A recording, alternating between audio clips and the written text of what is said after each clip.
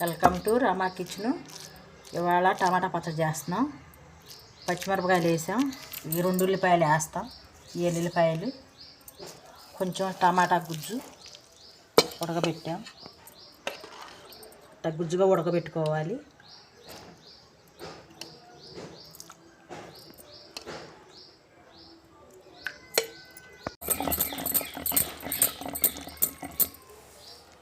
వేసుకోవాలి, కొంచెం ఎల్లుల్లిపాయలు వేసుకోవాలి,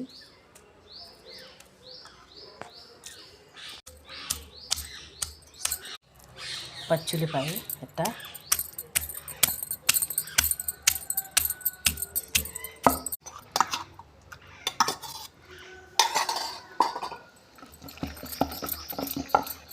పచ్చడి రెడీ అయిపోయింది.